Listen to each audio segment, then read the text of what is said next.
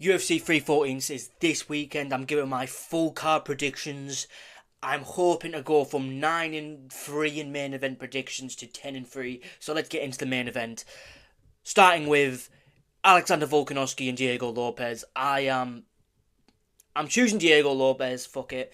It's purely just off of just Volk's last performance. He looked good, but he looked bad at the same time. And it's like he looked very stiff. And it's like Diego Lopez has looked nothing but really fucking good. And it's like, just the way Volkanovski fights, jabbing, inside, clinch, I just think Diego Lopez is going to do something like, just like an uppercut in the clinch or something, dropping Volkanovski and finishing him.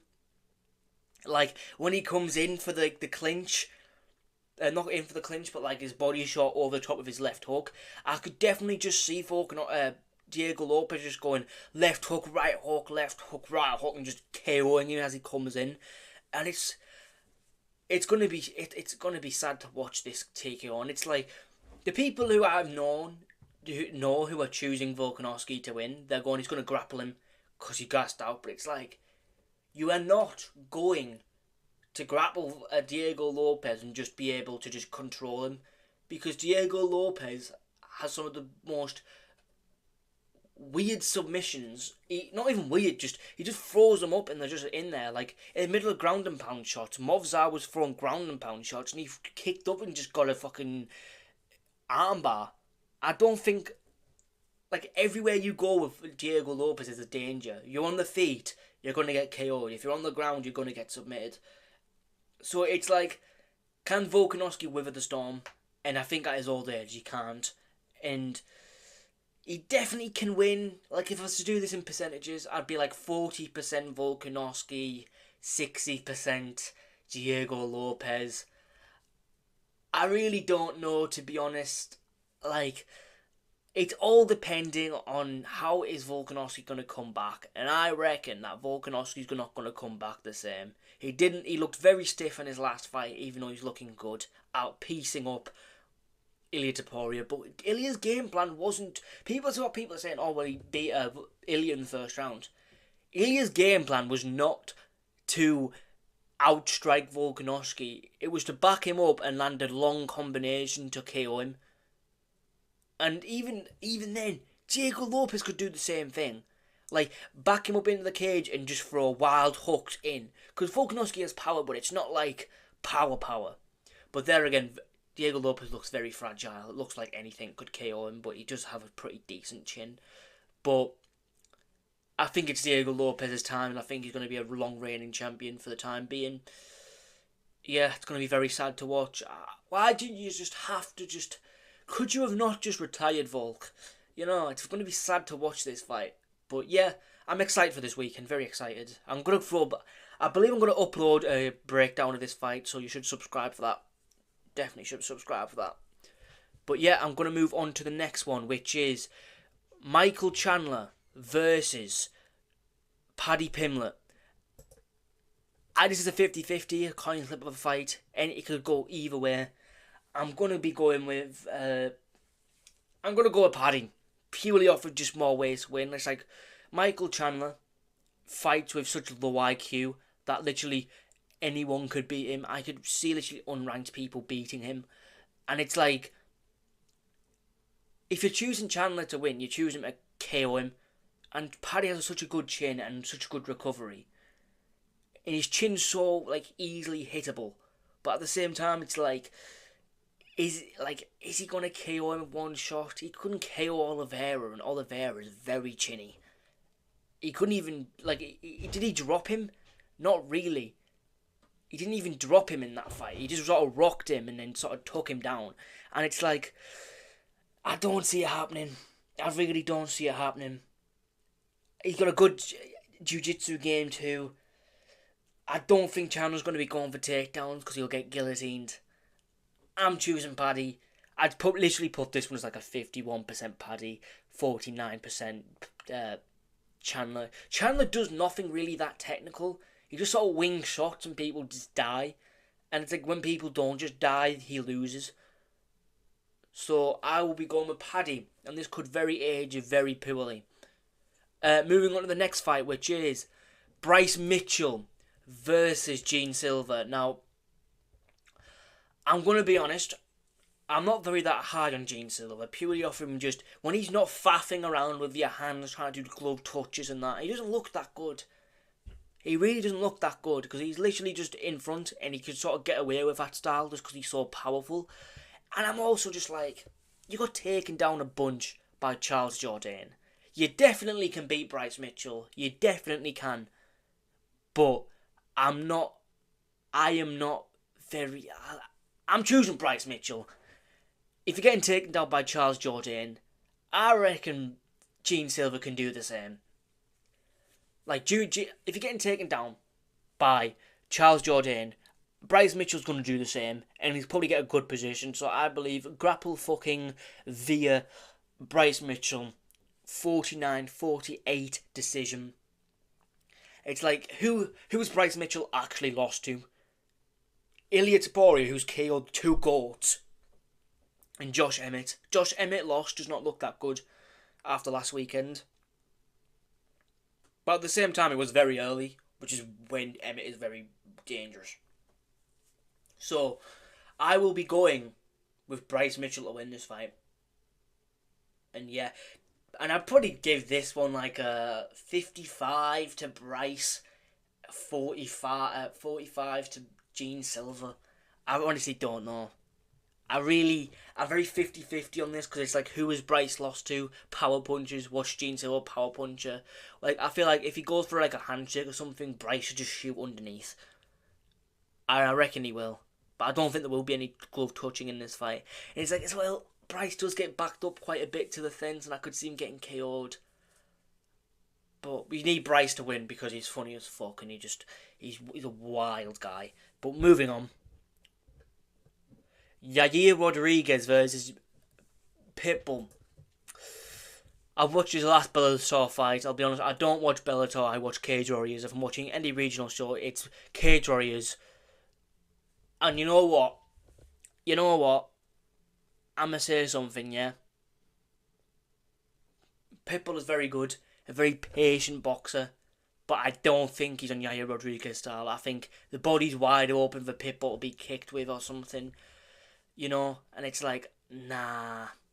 I think Yair Rodriguez, unless he gets grappled and he's versing a very good grappler, he's really not going to lose on the feet. Like, again, Yair Rodriguez was piecing up Volkanovski on the feet. And I know that fight is known as like a one-sided domination and excellent performance by Volkanovski. But you can go rewatch that, which is another reason why I'm choosing Diego Lopes to beat Volkanovski. It's because he had nothing on the feet for Yair Rodriguez, who's the most unorthodox fighter on the roster, and so's Diego Lopes. That's why I'm choosing Diego Lopes. It's like Yair Rodriguez, it can literally probably beat a majority of people in the division, but he's just, I don't know if you can hear the bike, but the bike just completely confused me. Yair Rodriguez could probably beat a lot of people ranked, but he is also at the same time, he's very fragile. Very fragile. Like that shot from Volkanovski should not have rocked you. But there again, you did get headbutted seconds before. So, I can understand it. So, I'll be going with Rodriguez to win via finish. Yeah. Right, moving on. Nita Krylov versus Dominic Reyes. A fight I'm very excited for, because I believe I'm going with the underdog. Is there odds for this fight? Oh, fuck. I believe he's the underdog. There's no odds for these fights. Right, yeah. Only the big fights then. I'm going with Dominic Reyes. I've seen Nita Krylov get rocked in the first round by Ozdemir, and it was a guy before that, like, it's Ryan Spann. Ryan Spann's fucking terrible, you know. And it's like, Dominic Reyes, if he rocks you, I reckon he's going to finish you. And it like, you see, what's he getting rocked by, Nita Krylov? A jab cross. You know what I mean? Dominic Reyes, he jab crosses. That's literally, he's very simple.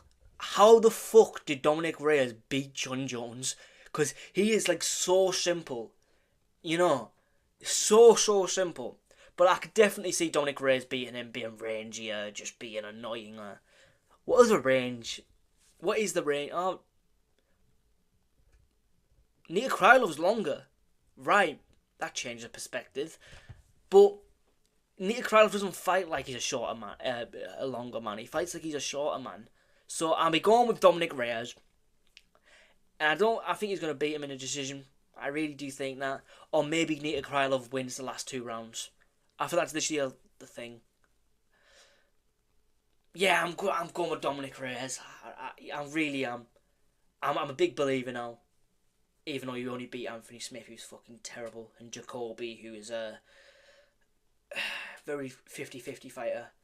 But there again, he should have beat fucking real Khalil Roundtree, and Khalil Roundtree went to a fucking war with Pereira, who was the best kickboxer in the... You know what? Yeah, Dominic Reyes. Right, anyways. Moving on onto the prelim headliner of Dan Ige versus Sean Woodson. Another 50-50 matchup. But I believe I'm going to go with Woodson. Purely because he has better control of the distance. Okay takedown defense. Well, pretty fucking good for someone who's so skinny. And looks like he has no strength on him. Calf kicks are amazing. Not even just calf kicks, just kicks in general. His boxing is obviously his main thing. He's obviously powerful. Dan Ige is obviously just boxing, powerful, pressure, and wrestling. That's how I sum up Dan Ige. He's number 15 ranked in the division.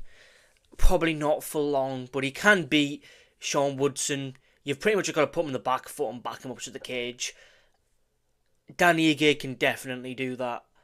It's a 50-50 matchup again. There's quite a few on this card. But we'll move on to the next fight, which is Zhang Jiaonan versus this bitch. Right, all I know from Zhao Zhan now is that she's very...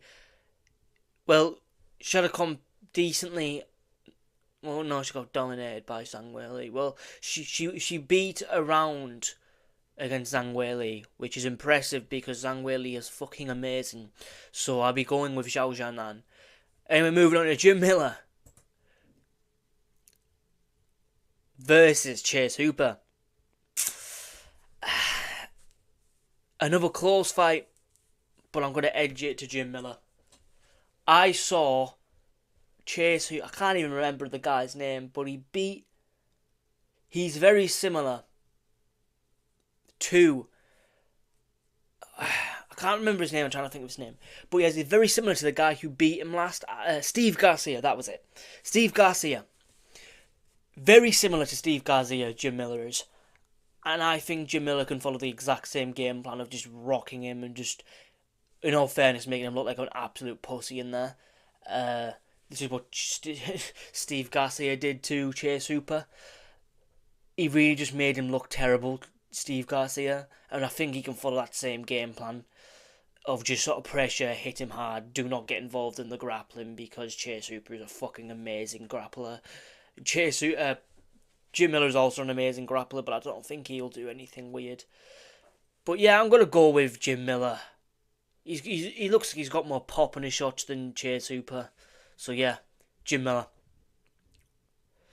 Darren Elkins versus Juliana Erosa.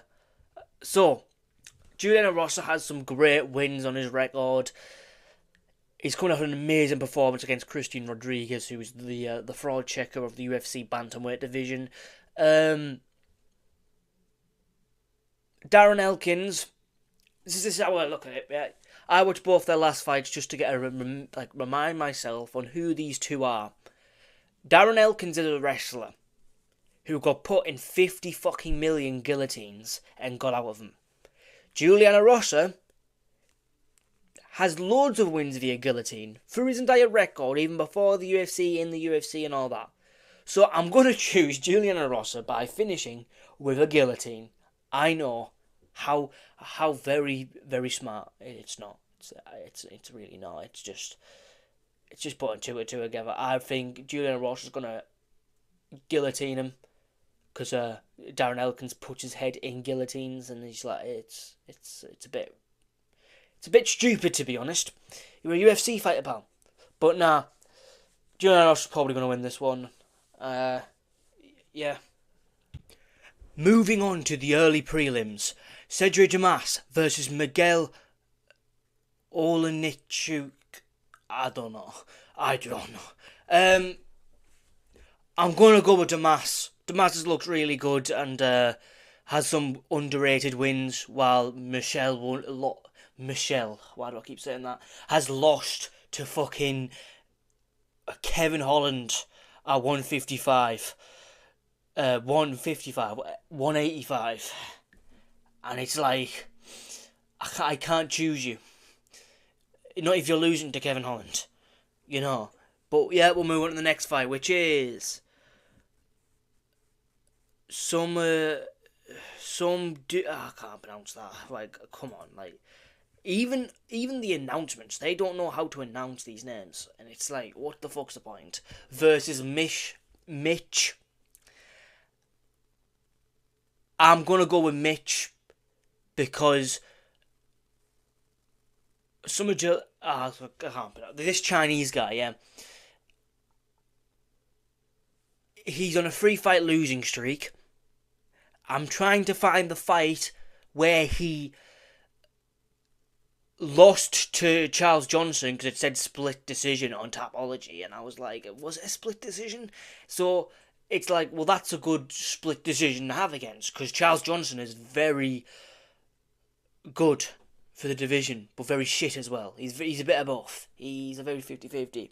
But then with Michelle, he fought Andrea Lima in a split decision where not much happened, but before then on the regional scene it's TKO, TKO, TKO, TKO. So it's like, I'll go with the guy with the finishes because you're on a 3-fight losing streak, the Chinese guy anyway. But we'll move on to the next fight, which is Tresean Gore versus Marco Tulor. I'm gonna go with Tresean Gore. He's very good. He's got like 2 standing guillotines. I think he's the underdog in this fight. No, I doesn't even say it. There's only odds for the first 3 at the top. But yeah, I'm gonna go with Tresean Gore. He looks very fucking good in his last couple of fights. Marco Tulor is a. He actually fought Ior Pateria, and I can't remember that fight, and he won though. So that's a good win. So yeah. It's not like this fight where they're both pretty shit, to be honest. But yeah, I'm gonna go with Tresean Gore, and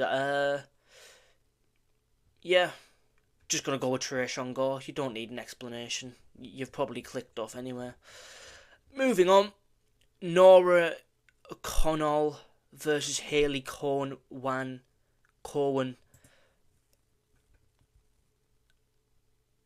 I don't predict women's fights for a reason, but I'll go with 8-2 Connell, because she's ranked, isn't she? 13 ranked. Well, you should be her then, shouldn't you? Well, anyway, so in a short, I'm choosing Nora, Gore, Mitch, Damas, Erosa, Jamila, Jean, Sean Woodson, Dominic Reyes, Yaya Rodriguez, Bryce Mitchell, Paddy Pimlet, and Diego Lopez. I mean, it would be great if you could actually see all the odds, so I could be like, oh, this is not a bad odd, or this is not a bad odd, but I can only see the odds on these 3. Yeah, only these 3. Bryce Mitchell is not bad odds at all. This is just a fight you should avoid. And this is a fight you should avoid. But yeah, that's the video. Like, subscribe, comment your predictions, and subscribe to the channel, because it's still new. And I'm sick of doing these prediction videos. It starts off good, and then it just gets boring because you've got to watch all the fights, and it just gets boring. It takes an entire day to do, so I'd appreciate a follow. You know what I mean?